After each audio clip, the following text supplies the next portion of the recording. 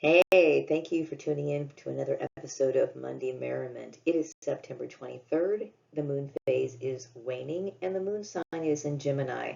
Right now, it's a good time for spells that relate to social connections. And because the moon is waning and the moon is in the sign of Gemini, I feel as though I generally like to combine those two energies together. And I realize that I've had a lot of relationship problems in the last few years, okay? Many people know that I have purged a lot of people out of my life. And I don't want to go on to this, rant about, the issues of abuse and all this other stuff. This is not a bashing video, but what this video is meant to rebuild, okay? Now, I've been doing a lot of thinking about our spiritual lives, okay? And I have been really assessing the situation as to who I am, the topics that I've taken interest in, okay? Like, I had mentioned that, I've always chose odd genre to look into for my own entertainment, you know what I mean? I've always had an interest in stuff that, most people might find boring. But now I'm starting to see that things that I've read about, just, what I thought was just some weird geeky stuff that I'm enjoying in the middle of the night or whatever, is actually applying to my life.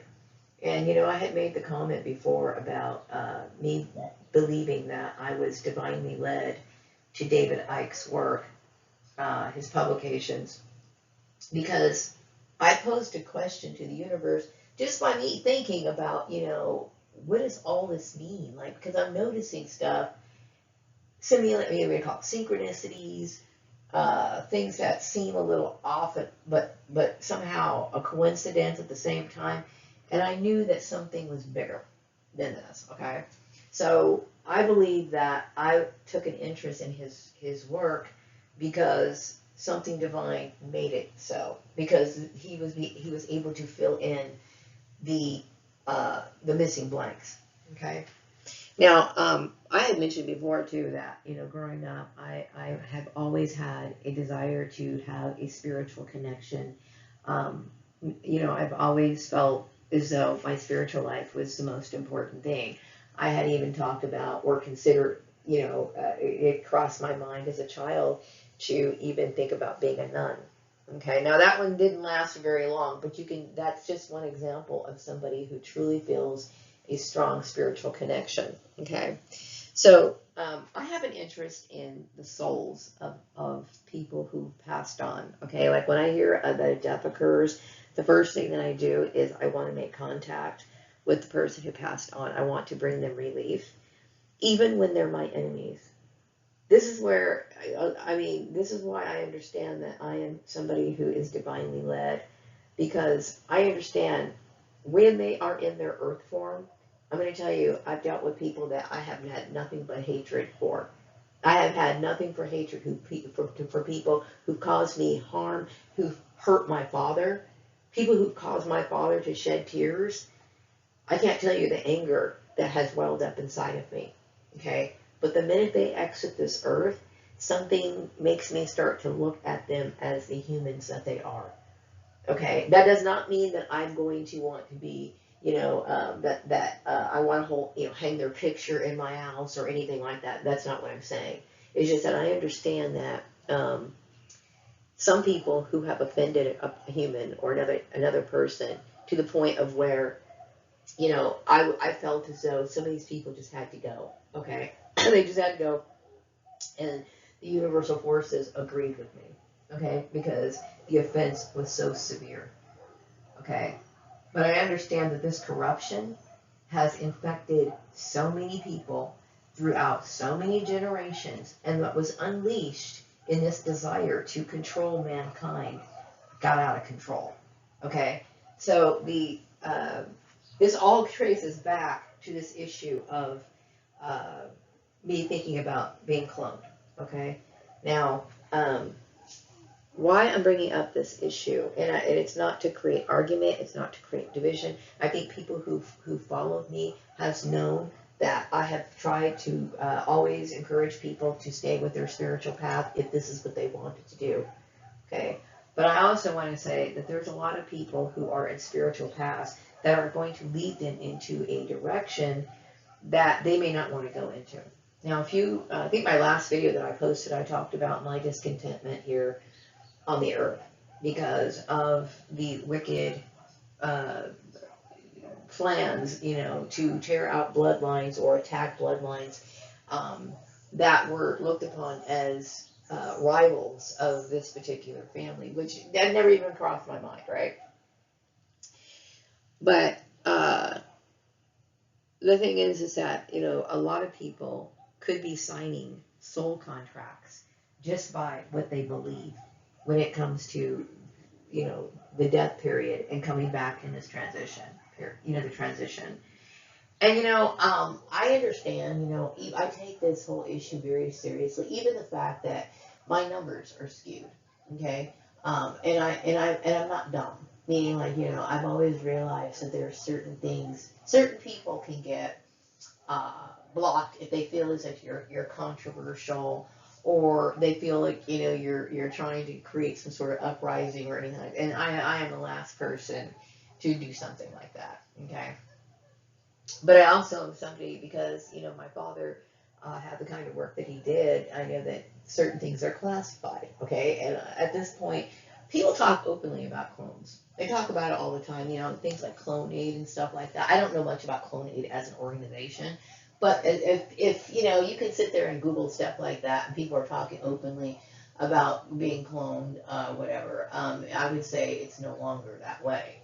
But at the same time, you know, I understand some things can be very sensitive to discuss. And I also understood that there's two forms and sources of information, news information.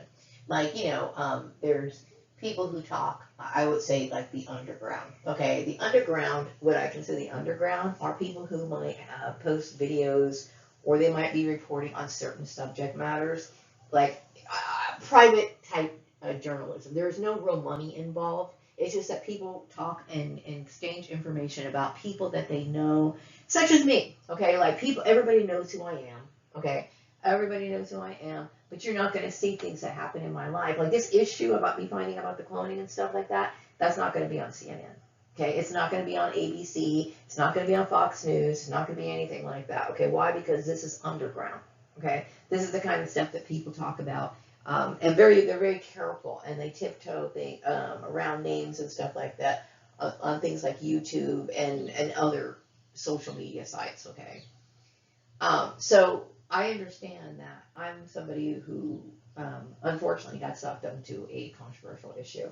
Now this is Monday Merriment, so I don't want to take too long on this issue, but what I'm basically trying to say is I know that I was attacked and they used religion as an excuse, okay? And I think a lot of people are very surprised at the outcome of how this turned out, okay?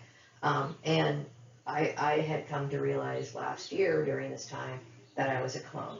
And I've been thinking a lot about, you know, our life existence on the earth. And by me talking about making the decision to find your spiritual path, it is in no way me trying to take people away from something, but we're talking about souls here. Okay, and I take this very seriously. I am not like other people. Okay, I'm here on a spiritual mission. I am meant to care about souls. Okay, and I know it seems strange, okay, but some people, like myself, are meant to be this way. Okay, and I do care about the soul. Okay, so I was thinking a lot about, you know, people who, yeah, I don't know. Like, I know, I believe David Icke has even touched on this subject, and I know a lot of other people have talked about, you know, the reincarnation, being recalled back into the reincarnation process. And I understand, and I also respect the fact that some people who have billions and trillions of dollars love the earthly plane. And I suppose when you can make it without having to worry about the struggling and having to be somebody who has to scrape by, or you know, their life is always bumpy and rocky on the earthly plane, then they should be able to make that decision for themselves. Okay, instead of being tricked into going into the light, which I am now starting to understand, may not be the greatest thing for some people. Okay.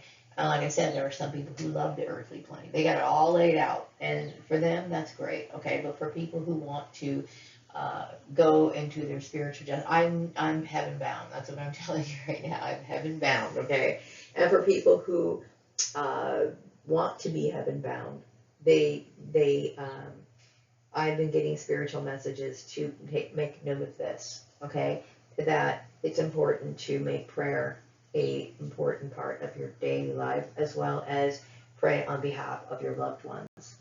Okay, now I want to just mention that C.B. Braganza died in 1950. Okay, so C.B. Braganza, sorry, I got interrupted there. C.B. Braganza died in 1956 and came back in 1971 as me, William Gordon, right? That was a 15-year trans period, okay? And I know that one of the interests, the point of intrigue with some of the people over in the UK was the fact that people knew the history of C.B. Braganza. And also there was talk about him, people seeing his apparition or whatever. So I understand that during that time period, that 15-year period, I was basically, going and shooting myself from one place to another, just kind of cruising and enjoying the ethers, right?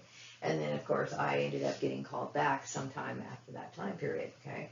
So there are a lot of people who have loved ones who may have passed on, and maybe, it's important to communicate with them, pray on their behalf, and help them through this transitional period. Some people, if they wanted to make that choice to walk into the light, let them walk into the light, but if they should know their options. Okay, I do know that there's been talk, well, I've read, different information about the death process and people who, like, I forgot that name, I think it's a Tibet book. I remember reading about it a few years ago, about souls that get directed in the afterlife, okay? Basically trying to be very careful about the path that you choose. Now, I understand that, that's on the other side, and there's a lot of things that need to be filled into the blanks, okay? But there's indication that memories are wiped clean during the death process, okay? This is one of the reasons why I didn't come out of the womb knowing anything about Prince Alamehu. I just found out about Prince Alamehu last year in the month of May, okay? So what needs to be done is, constant prayer, and praying and letting people know, deceased loved ones, that they do have options, okay, in the afterlife, and they can make better decisions, and also it's important, the spiritual message that I got is that flexibility. Remember the flexibility. When you're in the death state, or I call it the heavenly state, you can move from one place to another. So if someone presents the light to you, or somebody is, and I believe that dead souls should also be in a constant state of prayer, to avoid any form of deception, to lead them into a path that they are going to dread coming back into, and they should have that right to understand that. So I wanted to get on to a little bit of a more happier subject. I know that we are coming into the month of October, and I did a video last year on the brief history of Halloween. Now, I am of Egyptian descent, okay, and I do understand that Halloween is actually derived from Samhain, but in the United States, when it comes to commercialism, we all take advantage of these holidays, okay? But you know what?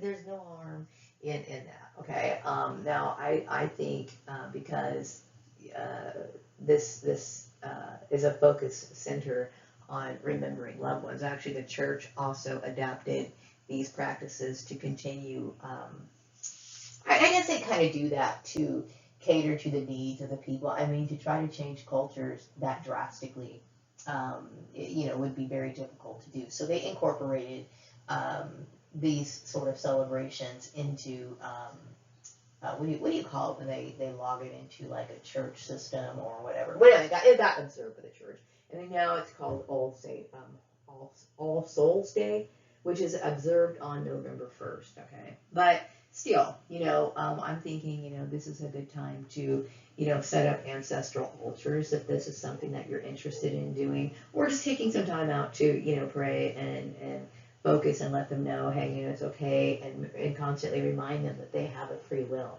Their spirit can go anywhere and use their spirit to do what they want, but they don't have to be misled into something that they do not want to do. Okay, so let's get into some of these vintage Halloween decorations, because I will tell you, I enjoy things of the past. Okay, and I honestly, think that there were so many things that were so much better back in the days, and a lot of that is associated with innocence too, right? Because you're a little kid and you don't know everything. Ignorance is bliss, right? But I got to tell you, not only was music and TV shows better back then, so were the Halloween decorations. And some of my parents had some of the older type Halloween decorations when I was a kid. And I used to always be mesmerized by them, because I would say the artists really captured the expressions of what it's like to be spooky, right? I guess there's a lot of renditions and stuff like that. So I went online to just kind of take a look and see what they had, and I thought I'd like to share some of these Halloween decorations, and so you can get a jump start on enjoying them. Halloween, of course, lasts from technically really the Halloween period. When you're observing it, I would say the entrance of it is like October 31st through November 5th. Really, that's the span of it. Really, that I personally feel like the intense energy of that time.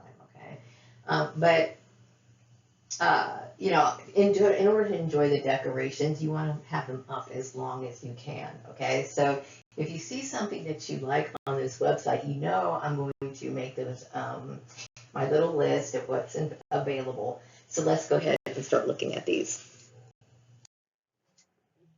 Okay, so as I was thinking about vintage Halloween decor, I of course did my Google search, and this came up.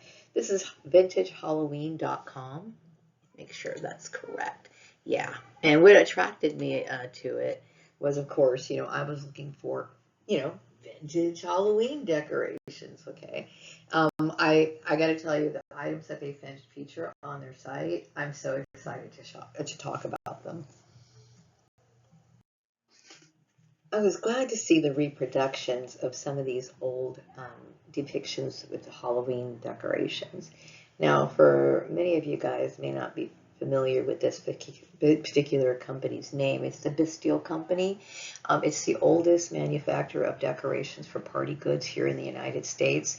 They were founded in 1900 by M.L. BEISTLE, and they sell over 10,000 items, including honeycomb tissue decorations, and so they've been around for about 124 years. Now, what triggers me about their Halloween decorations, and I'm pretty sure that those were the ones that we had when I was growing up as Maria Gordon. But what triggers me about these vintage Halloween decorations on some level is I believe that I must have been around these a lot when I was CB Berganza.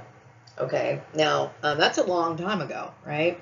But I'm starting to think that maybe there might be some sort of connection. I know my dad mentioned that he did work in a factory one time for Halloween or holiday type decorations for a short period of time. And it's like, I don't know if he worked for the BEISTLE company or not, but it makes me wonder. But I do know that the BEISTLE company started in a basement in Pittsburgh, okay? And I do know that my father lived in Pittsburgh, and that's where he met my mother, actually. But anyway, I'm going to start showing you some of these vintage Halloween decorations. And I do understand that my fascination with these vintage Halloween decorations, it must come from CB Berganza. It has to. Okay, so we're going to take a look at some of these reproductions of their earlier designs. Now, this is their cutouts that they have, which I think are really cute. And by the way, all these ones that I'm showing here in this video, I am putting a link in the description box if you're interested in purchasing them. And of course, these cutouts could be put anywhere. You could hang them up in your house.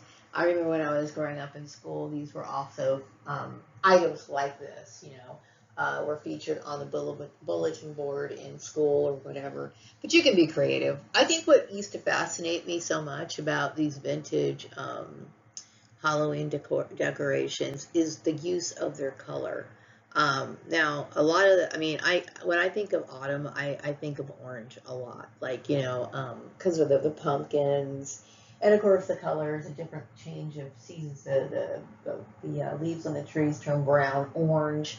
Some of them are like a reddish orange or whatever. So I understand the association, but I also notice a lot when I think what used to mesmerize me so much as a kid is like looking at like orange colored houses, and the background, a lot of these pictures were made in orange. Okay, now some people think, okay, well, what's the big deal about that? I think it's the surrealism that would draw me in, you know, and I've always been interested in surreal type art, you know, mainly because I find earth life extremely boring. So anytime you can take it up a notch, for me, was great, right? So I'm looking at these right here, these cutouts, and I got to tell you, every single last one of these cutouts to me is very cute. I think my favorite one, when it comes to Halloween, I love my traditional jack-o'-lantern, and I also love the depictions of the black cat looking all scared and stuff. So I like that one, and of course, when it comes to, I think a lot of Halloween decorations feature the old-fashioned, I'm going to say the old-fashioned European version of a witch. Okay, and she's usually wearing, like, you know, the little peaked hat that she has, and oftentimes you'll find them riding on brooms, and the moon that they're going by is usually like a depiction of like the man on the moon. You'll notice there's always a face, or not always, but sometimes they'll have a face drawn on the moon, which you'll see here on the right-hand corner. It looks like there's a face drawn on there. And there's usually, of course, stars sprinkled on there. I did want to talk a little bit about the witch's hat. I do remember in one of my videos I was talking about how some witches like work in a circle and to cast spells. I look at the witch's hat as a representation of their circle, the circle of power that they create in these little, you know, oh yeah, the circle. Okay, why? Because if you look at the brim of the hat, okay, it's round. Okay, so these people, they walk around in a circle, right? And then when I look at the cone of power, to me, it represents the Akasha, or, you know, that other fifth element. Why? Because you'll notice it peaks up to the sky from all directions in the cylinder shape that it's in, you know, and then it reaches a point up to the sky, you know, which draws in this magical power. So while they are in the circle, that little peak is like kind of like the power of the fifth element coming down into that circle, and this is how they're, you know, this is a representation of it on their head. Okay, which to me is like, I look at that as some form of spiritual enlightenment. But now we just have these beautiful decorations for Halloween that I think brighten up the home, and they also, you know, add a little bit of feeling of mystique as well. Here are some other Halloween cutouts that I think are really cute. Now, you'll notice the one with the witch on the upper right hand. I guess that's how it's going to appear. I don't know how it's going to appear when I view this on YouTube. But anyway, you'll notice that she's flying by a full moon this time, right? I've seen it in several different depictions. And I've seen the moon facing, you know, in the waxing as well as the waning when it comes to the face on the moon. I just pay attention to these sort of things, you know. But anyway, I've always liked, you know, that depiction of, you know, the witch on the broom flying in the sky. And of course, there's the cat. Now, they refer to the cat as Scratch. I've never knew that this particular cat had a name. I will say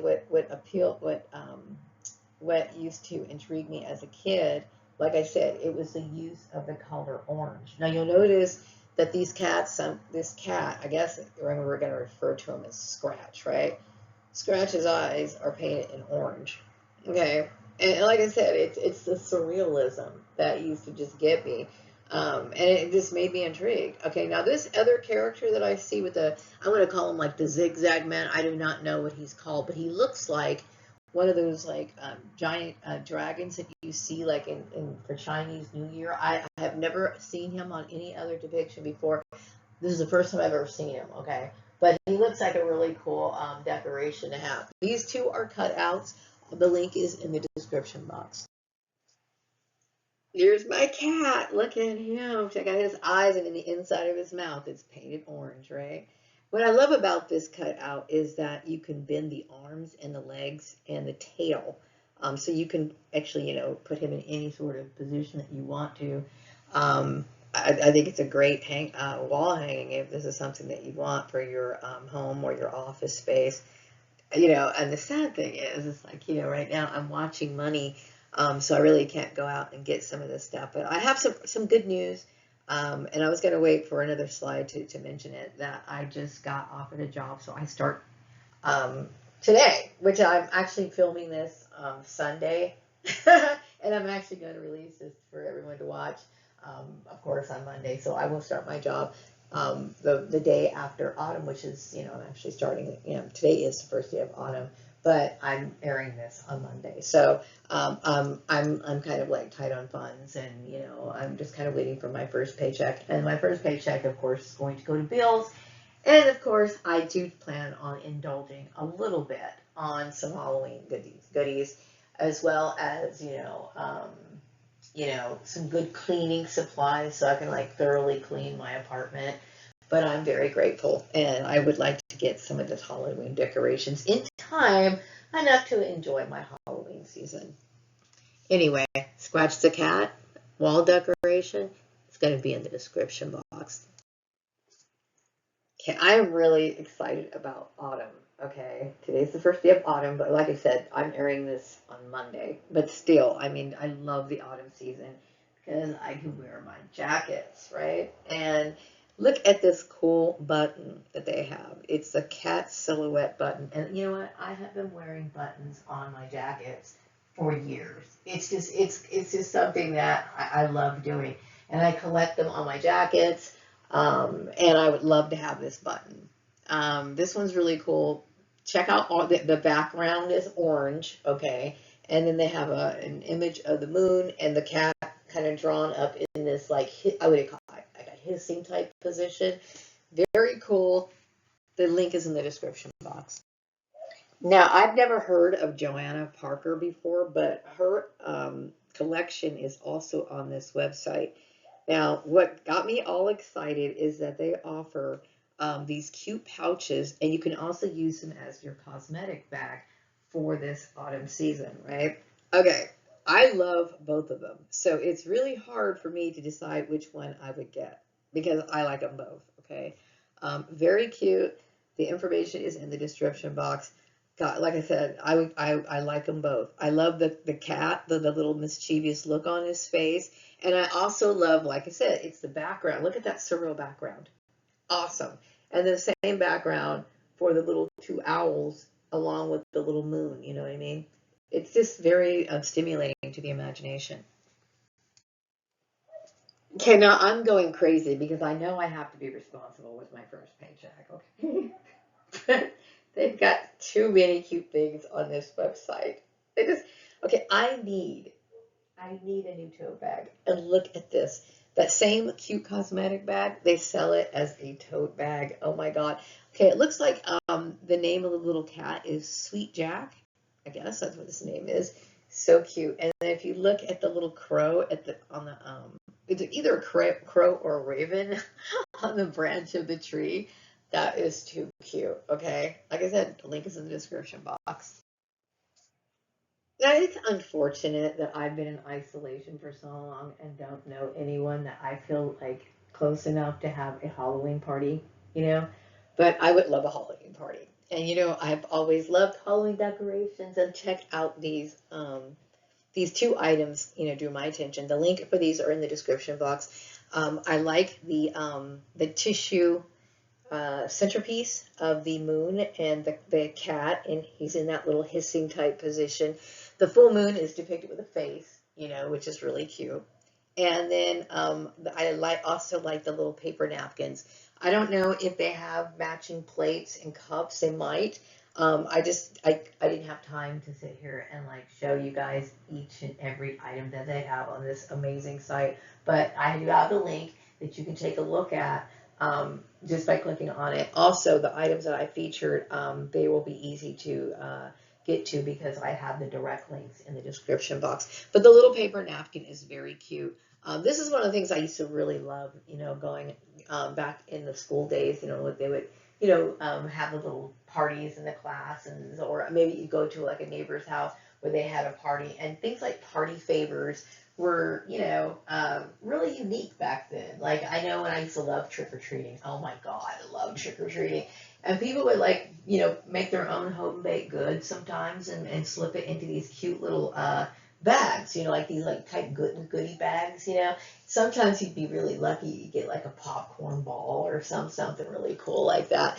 And then of course, you know, you get like lame gifts too, like, you know, pencils and erasers and stuff like that, you know, which are cool, don't get me wrong, but I think we were all into the candy and stuff like that. But it was the decorations, it was you know, the excitement of getting stuff, you know, as a kid, trick-or-treating. And now, you know, as an adult, you know, we don't really have those opportunities. And I will say that trick-or-treating next door to door and stuff like that is almost a thing of the past, okay? I do know a lot of, you know, what do you call it, like organizations or sometimes parks and recreation set up things for kids to do for activities to replace those Halloween activities, but they were a great joy, you know. So this year, when I don't have a what you call a real active type Halloween type thing going, like I wish I could have a Halloween party. That would be awesome, right? But you know, I do have my own ways of enjoying, you know, holidays.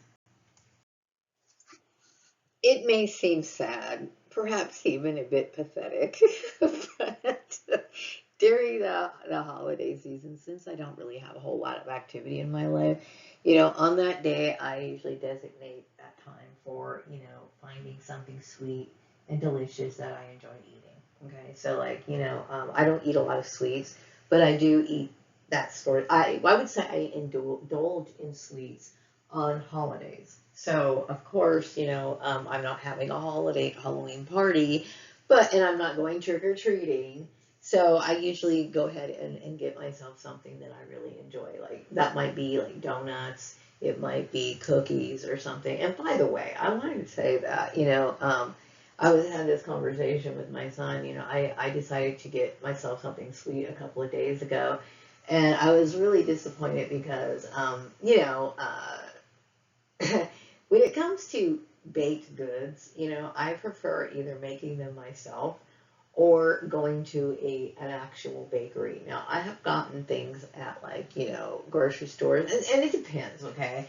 But, you know, I've gotten things at like grocery store bakery things where they sell like their items, and I've noticed that there's no distinction in the flavor of some of the baked goods. Like sometimes their chocolate is really bland. It almost tastes like all their other like regular cakes. And I really the intensity of chocolate is just not there. Okay, and when I decide to set some time to have like something rich and delicious, I want it to be as decadent as it possibly can. So I was really disappointed with what I got. Like when I get chocolate, like I said, I want it to be like chocolate. You know what I mean? If I get like a lemon cake, I want it to be very tart. I want it to be damn well perfect. Okay. I mean, I want it to be like, you know, the best I can possibly get, right? Anyway, so this autumn, you know, I did get my bag of autumn mix. Now this is a candy that I've been eating since I was a kid. I love candy corns. Okay, and you know, candy corns to me is just like one of my traditions. I don't have a lot of tradition because I don't have a family really. Just me and my son. And so, you know, I don't have, you know, people to spend holidays and big groups to, you know, spend holidays with. So there's certain things that I'm attached to that I tend to do as much as I possibly can. And indulging in candy corns is one of them. And I specifically the Brock's Autumn Mix. Now, Brock's has always made a lot of great candies throughout the years.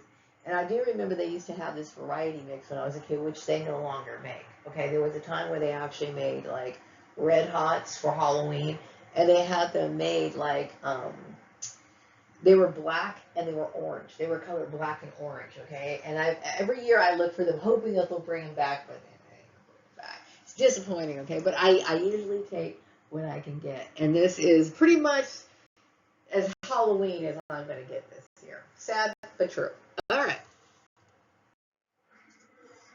Okay, I was going to actually make this part of the video my formal announcement about me going back to work on Monday, but I do already mention it when I was talking about the Halloween decorations.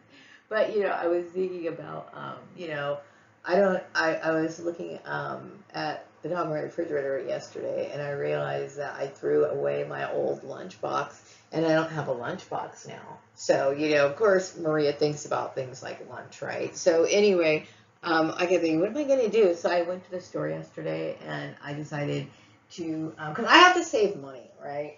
I've used a lot of my money as I was saving, because, when you're being targeted, they just love you, like, spinning your wheels and getting all frustrated about your financial problems, right?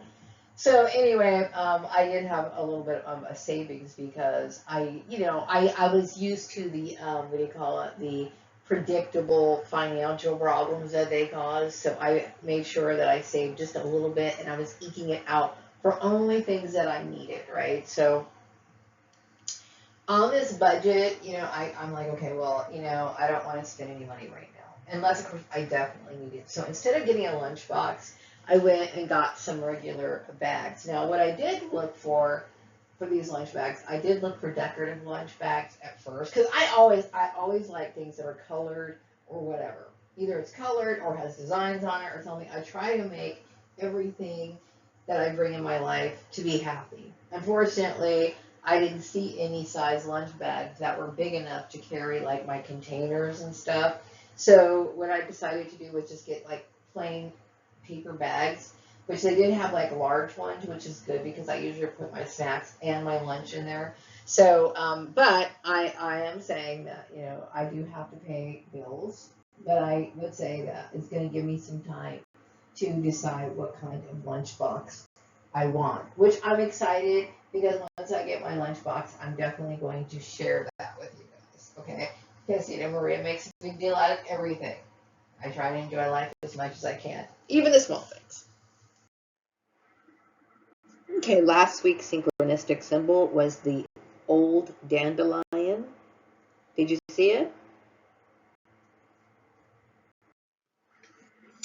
Okay, it looks like this week's synchronistic symbol is going to be the blue dragonfly, which I find funny because, the blue dragonfly represents good luck and the spirits of ancestors. So if you see it, something's up. You're definitely in alignment. But I think this is, appropriate because this is the season of recognizing ancestors. And I just had that long talk about, the whole cloning thing and people making decisions. So to pull the blue dragonfly is kind of cool. So I hope you guys see it. And I will see you guys next week. Take care. Bye-bye. Remember, the featured items are in the description box. And don't forget to like, subscribe, and click the notification bell for future episodes of Monday Merriment. Thank you.